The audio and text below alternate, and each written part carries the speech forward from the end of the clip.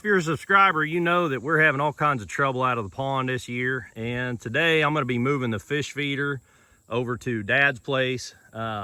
Check my other videos. We just netted this pond 2 days ago, and we took about 200 bluegill and red ear over to another family member's pond. And then we put about 150 of walleye, smallmouth, bluegill, red ear, and perch into my dad's pond. Dad's pond is actually right next door. So we're gonna take the feeder over to Dad's place, and I thought I'd show you guys sort of adjusting the legs and moving the solar panel and give you an idea of how to move one of these things. They're kind of, they're not super heavy or anything, but they're big and awkward. So this is what I came up with to move it. It's just a pallet with a piece of OSB screwed down to the pallet to give you sort of a flat base. The legs on these things are so wide. I'm gonna guess those legs without measuring, probably that pallet's probably 42 inches. Those legs are probably just about 42 inches tip to tip. So to give you an idea of, you know, that side is fully extended, so those legs are as spread as they could be. Give you an idea of the width that you're looking at if you have to move one of these things. So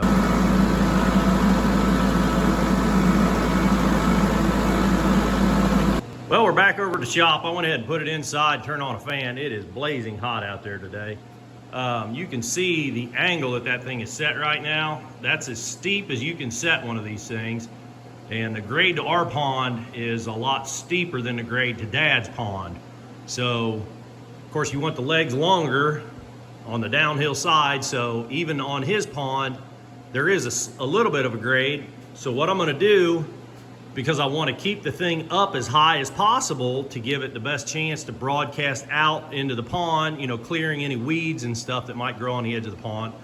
I want to keep the legs as long as possible. So those are extended basically to the maximum length that you can extend those. I'm going to lengthen these, which is going to kick the thing up. I want a little bit of an angle, but not quite so much. And then on his pond, the south facing side will be this side. So you can see these things they come with screws on all four sides. You can mount the solar panel. There's the screws down there in the little access hole.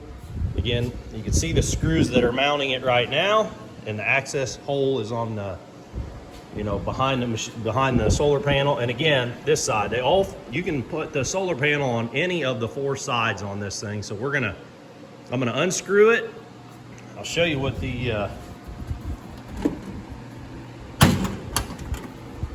so this is what your control panel and stuff. Actually, this thing is still on right now. Yeah, let's just go ahead and unplug it, because we're gonna be messing around with the wiring, and I'm not afraid of getting electrocuted, but I don't wanna fry this thing. So, let's see. Very easily, there's the wire that goes to the solar panel.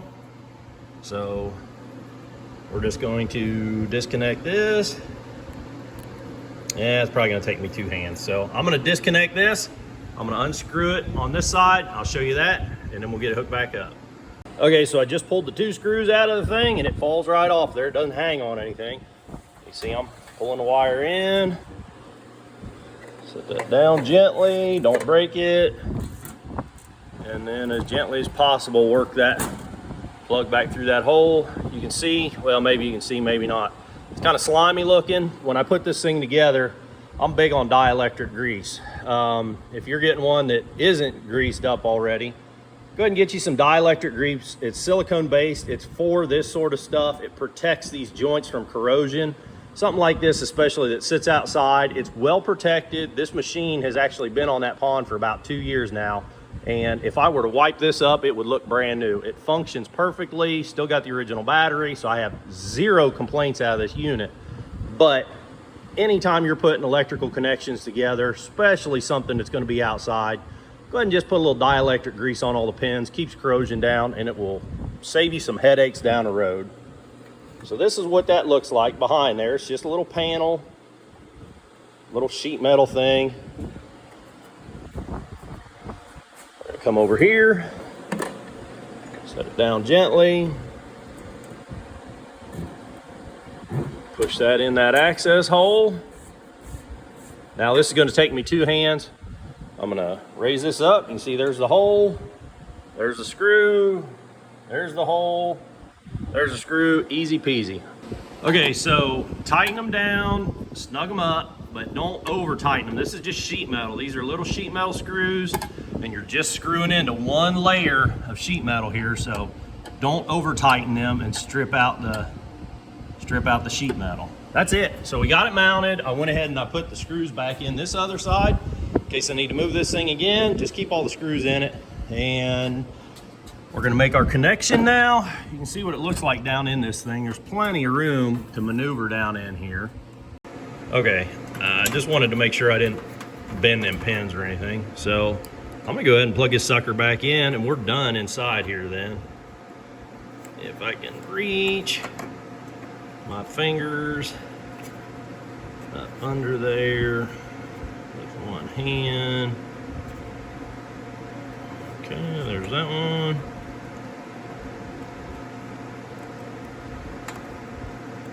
There's that one.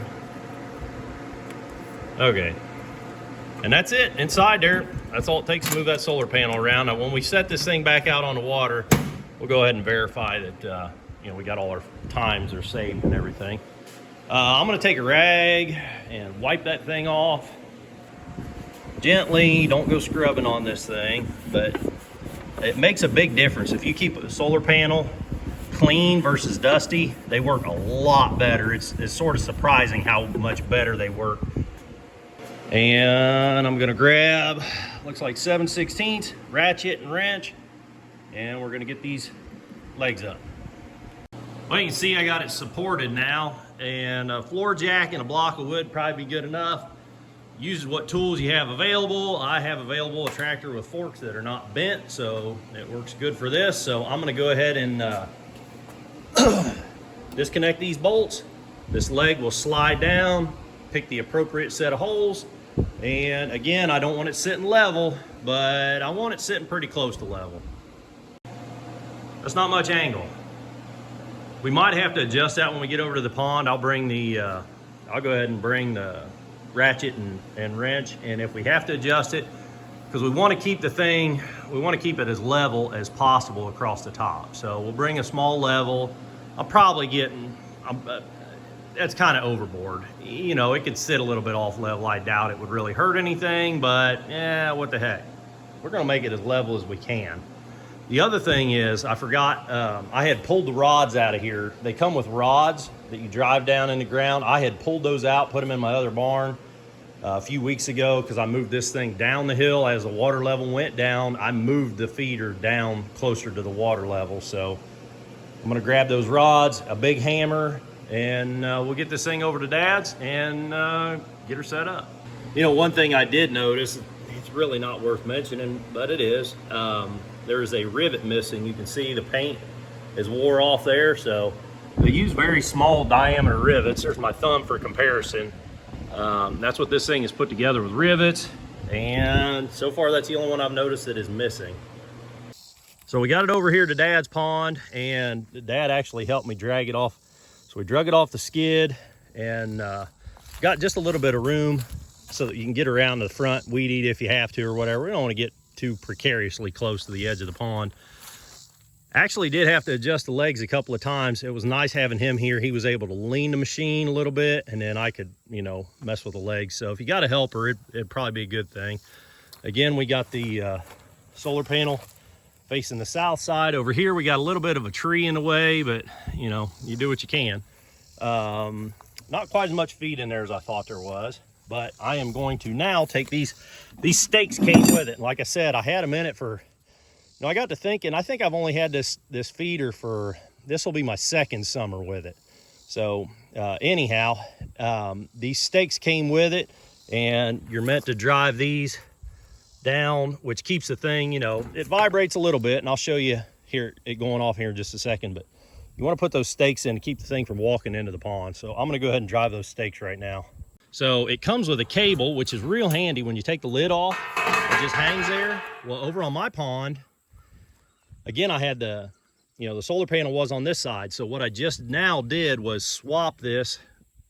You want it to be on the opposite side of your solar panel, because what can happen is if you have it on this side, which it just was, because I moved the solar panel, I forgot to move the cable, and I took the lid off and I went to set it down, like, oh man, that'll bust right into that solar panel. So if you flip-flop your solar panel, make sure you flip-flop or adjust where this lanyard comes through. And it's a choke lanyard on that end, and it's a little hook on that end. So it's real easy to just slip it off of this side, slip it back on that side.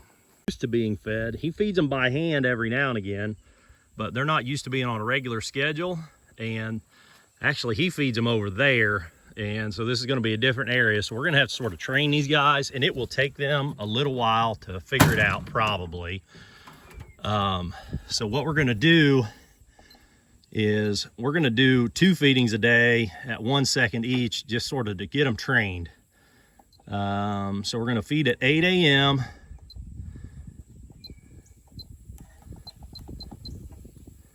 and we're going to feed at 5 p.m. So we're going to do 1 second at 8 a.m. Feed number 2, I was feeding them at noon at my pond because they were, you know, trained, but so we'll change that 5 p.m. feeding to 1 second also. And we'll verify that all the other feeds are turned off. You can have up to 9 feeds a day on this thing for up to a minute or something like that each. So let's just go through it again. Battery's good, time is about right. 8 a.m. for 1 second, 5 p.m. for 1 second. Let's go ahead and do a test run. And we'll just do 1 second. And that's it, we're all set up and ready to go.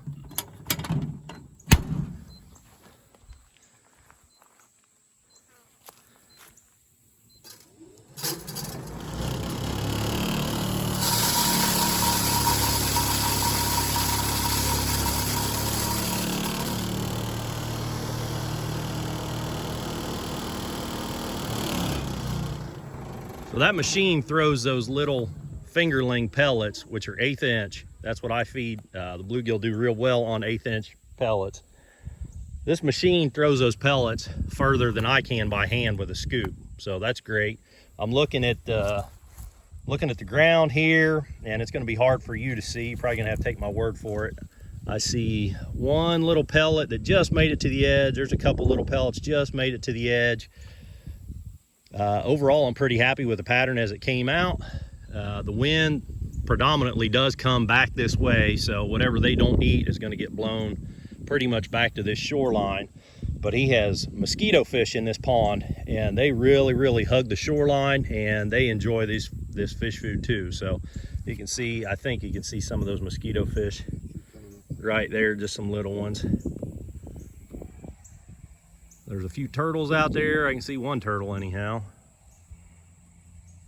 No real activity yet, but again, there's going to be a training period. It's going to take these fish probably about 2 weeks to really sort of get on the schedule. So we'll just, you know, there's a couple of them. They'll find it, but they won't hit it real hard for a couple of weeks. So I hope I helped you with this one, guys. If you're messing with one of these Texas Hunter, again, this is a Texas Hunter Pro Series fish feeders. If you're looking for one of these, I had Fender's Fish Hatchery in Ohio drop ship this to me. They were the best deal that I could find. They do some videos here on YouTube. That's how I found out about them. They do videos on, you know, how to use these feeders, how to set them up, stuff like that. So check out Fender's Fish Hatchery here on YouTube and give them a call, see if they can drop ship you one. You know, I'm in Indiana. I'm sort of close. I think I'm about 6 hours away from them, 5-6 hours, something like that, but I sure didn't want to drive that far. But for now, this fish feeder should help things out. And if you guys are interested, check out Fender's Fish Hatchery. They're the best deal that I could find. If you like this video, click that thumbs up button. You want to see more videos like this, click the subscribe button. Till next time, keep on tinkering.